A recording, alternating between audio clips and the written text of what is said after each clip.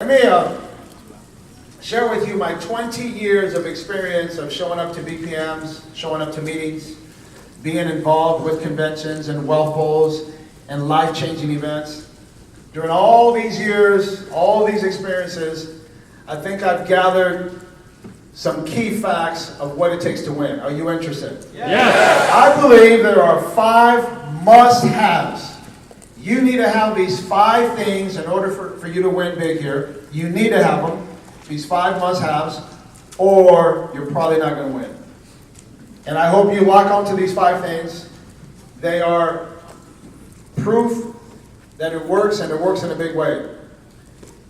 Number 1, I believe if you're going to make it big in WFG, you need to have what's called strength of character.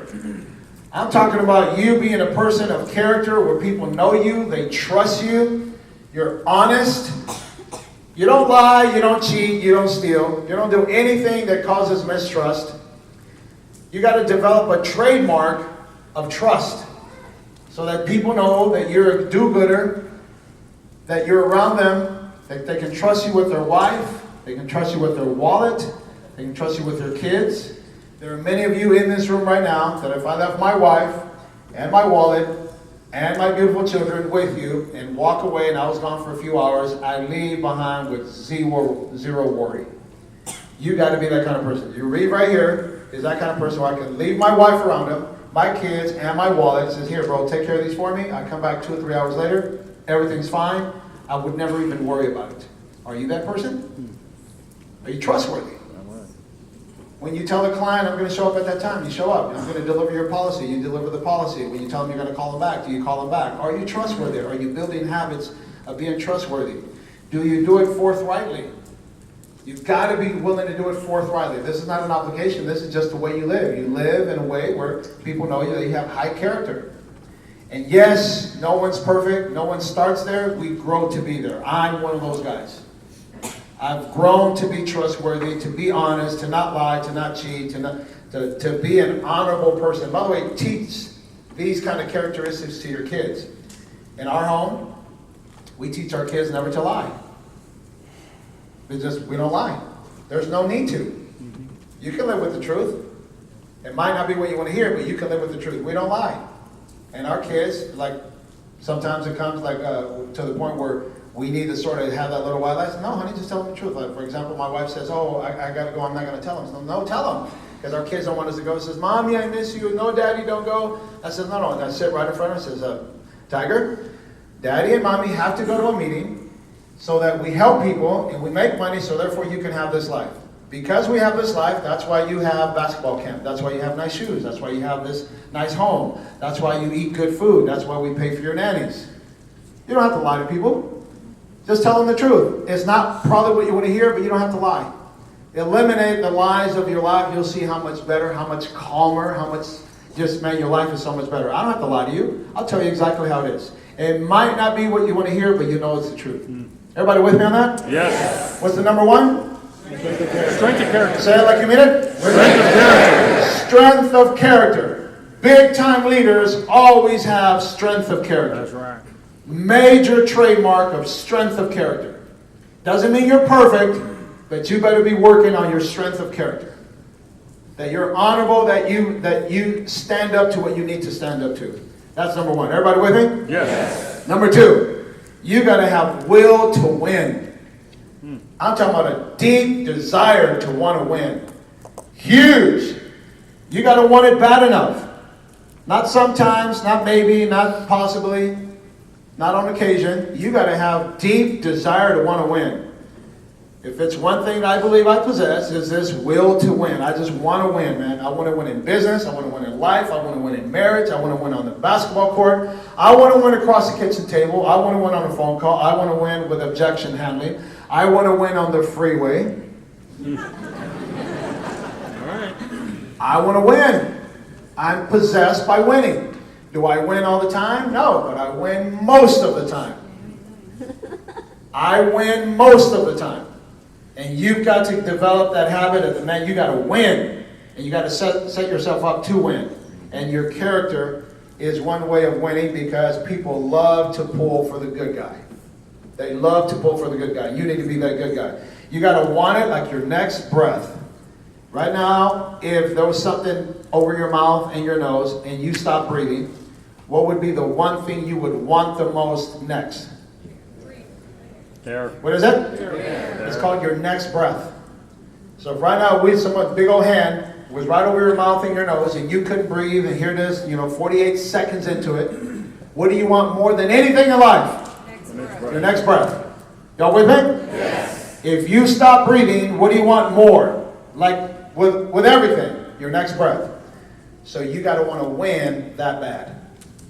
You've got to want to win really bad like your next breath. If you stop breathing, your next breath is your most desired. He says, put it to the test. For example, we put someone's hand on you, no air coming in through your nose or your mouth, and then you're at 52 seconds, and so some of you guys don't have that ability, you start to pass out. And he says, okay, what do you want right now? Take my hand off so you can breathe, or here's $1 million. What do you want?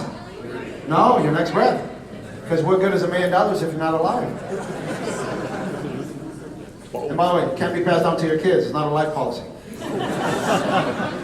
Are you all with me? Yes. Okay, so you got to want to win as bad as you want your next breath if there were no more air. You got to want to win that bad, and you got to be thinking about winning and setting yourself up to win. A deep desire to win. Number 3. I think JR hit it right on the head. Said, man, you got to have teamwork in the home. I see the people who win and the people who don't. And the people who win big are the people who have teamwork in the home. The home has got to be on the same page. The husband and the wife, the significant other, have got to be on the same page. You got to get people around you to be on the same page. And you got to talk to them about the dream. You got to talk to them about the goal. We set family goals, vacation goals, financial goals. We got to have the family on the same page. And by the way, if you can't do it by yourself, get help. So let me share with you a couple of things that we do. My wife and I, we can't do everything at the house. We have a big house. So we can't clean up the house. I'm not going to do yard work. I'm not going to do my pool. I'm not going to sweep and mop and brush my toilets. Amen, brother. Do laundry. I'm not going to do all that. So guess what I do? We hire people to handle that. That's called teamwork in the home. So you do this, like positions on the football team, on the squad. You do this, you do this, you do this, and I do this, and we win. So my nannies win, my kids win, my wife wins, we win. You got to have teamwork in the home.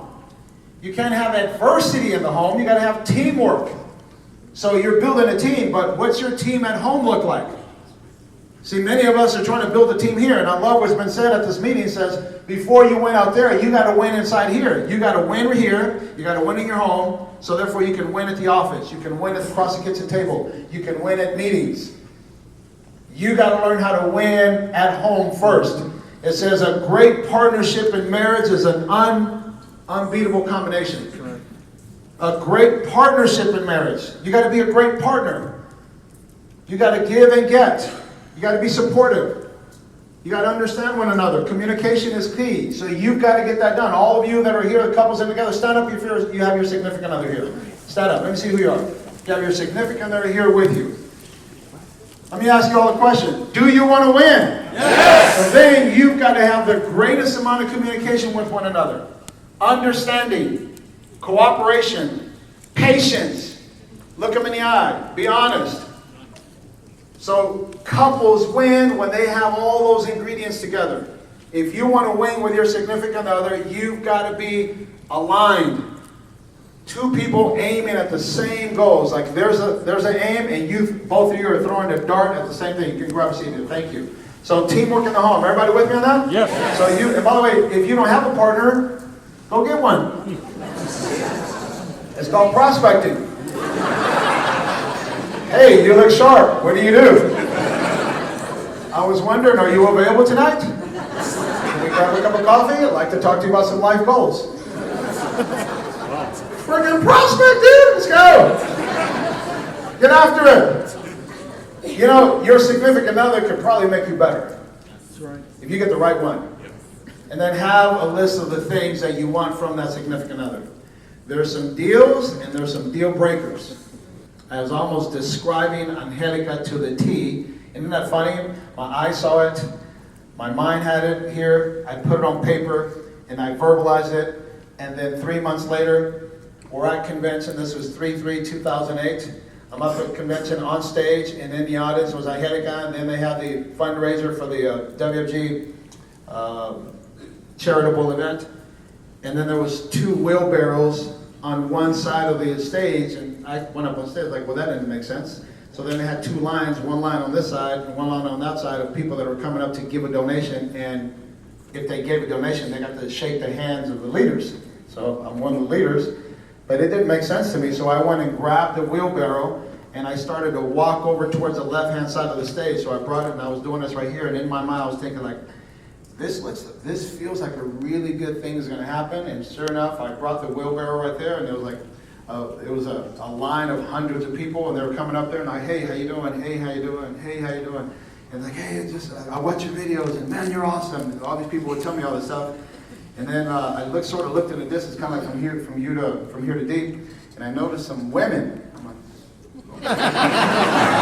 this is going to turn good. So I have one sister and another sister, all the Betancourt sisters. And then Angelica walks up, and I looked her up and down, and then she wanted to be on her best behavior, and I'm like, what's your name? She perks up and like, Angelica. And I'm like, where are you from? She said, San Jose. Like, Ocean Seams? She said, yeah. I said, give me your name again, your full name. Angelica Betancourt. Locked it in, and I says, we'll be talking. And she got off stage, and as she got off stage, my eyes still kept following. And then I went to work, started making my phone calls, I started doing whatever I did, and she didn't give me her number. I got her number with that name. Angelica Betancourt, I have my sources when you get up here to this level. You can use your influence in certain ways, so I have pull power. I called up some people, says, hey, I need a little exception. You need to give me this number. What's the name? What's the code number? I don't know her code number, but this is her name. There can't be too many of them. There's no Angelica Betancourt. I guarantee there's only one in WFG. Got the number, and the follow-up process began. Closed it. Will to win. If you want something bad enough, are you going to get it? Yes. Okay. Deep desire. Remember I tell you? Deep desire. Decide what you want and want it bad with everything you want. Teamwork in the home. Everyone in the home's got to be on the same page. Your kids, involve them in your goals. Ask your kids about their goals. Let them know that their goals can come true as a result of the big goals you have. Y'all with me on that? Yes. Super important. Here's the deal. We schedule our family time. We schedule our work time. And we schedule our fun time. We have a schedule. All of our kids know this is when you work, this is when you have fun, this is time to be on your iPad, this is time to eat, this is time to pray. We schedule things so that we accomplish things. We don't have a whole lot of lag time, like, just chilling, just doing nothing. No, we have things scheduled. That's important. And do that. And here's the other thing, number 4. You've got to get mentorship. It's called coach. You need a coach. To win big in business, you need a coach. You got to be willing to be mentored. There's just some people who already know it all. We can't teach you anything if you already know it all. But you got to be willing to be mentored, to be teachable. Are you a good student? Before Guillermo Haro was a big coach, a big mentor, I was being mentored. I was being coached, and I'm still being coached at this point. I call Ed Mine up right now and says, hey bro, I got a few items. Can I have 5 minutes of your time? And I have my topics. I have question. What should I do? I'm still being mentored. I'm still being coached. So you got to be willing to be coached. Are you teachable? Let me just tell you that. They told me that success is moving it forward. Succeeding, getting ahead is the truest form of happiness. And having said that, you find out that success is an inside job. For all of you guys in here, your happiness is determined inside. Success, happiness is an inside job. Number 5, you got to have clearly defined goals. I'm talking about to the point where they're so clear you can tell me about them. Like if I were to ask you about your kids, you'd be real clear with the answers, their ages, what they like, what they don't like, what they eat, how they dress, the things that they're interested in. You'd be able to tell me crystal clear the definition of your kid. And most people with their goals, they're foggy, they're cloudy, they're not crystal clear on their goals. I would tell you that if you have clearly defined goals, and a written business plan. So clearly defined goals and a written business plan. For most people, they don't have a written business plan. You're in business, but you got no plan. You're just winging it, showing up with no direct intention. So I would tell you that you need to have yourself a clearly defined goal and a written business plan. Why do we need that? Well, they say that it's hardwired into our mind. If you are a human being, if you're born, it's hardwired into your mind naturally that two things are going to happen. One, you're going to procrastinate. The human mind is of a procrastinating nature. Most of us put things off.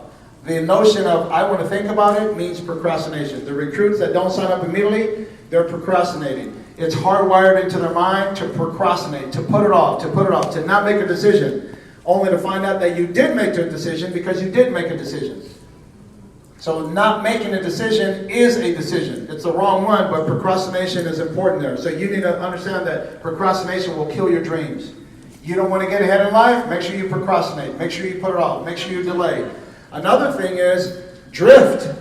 That you start to do it, and then you do it a little bit less. That you start, like if you're on the freeway, you start drifting, before you know it, you're in the ditch. So procrastination is a major thing, and drifting. You start drifting to the side. You start losing focus. You stop being as consistent with the things you want. It says everything happens after a surge, but can you keep it going after you surge? So we talk about this momentum, like what JR was talking about, this jumbo jet on the runway. Can you keep it going? Can you launch it off the launching pad? And can you get in the air? Can you continue to move it forward? Hope is a crap strategy. I mean, people says, I hope. That's a crap strategy. That's not a strategy, that's a crap strategy. That doesn't happen. So you can't hope, you got to do. We don't get off message on the strength of character. I want to remind you one more time how important it is. Strength of character is everything. And if you have strength of character and you have deep desire, you have clearly defined goals and dreams, if you have teamwork in the home, I think you will be an unstoppable force for your family, for your future. That's what it takes to win. Write down your goals. Get clear on them. A specific business plan. Get together with your leader. Some of you SMDs that have that, you can visit with me. I'll go over those goals with you. If you notice, all the ones who have, we've made a measurable difference with your business. So we're here to help you. My wife and I are highly committed to WFG. We are deeply in this. We're going to have the most incredible wealth pool. I want to tell you that as your leader on Team Conquer, I'm privileged to have you on my team, and I want you to win. We love you guys. We'll see you all at the top. Thank you.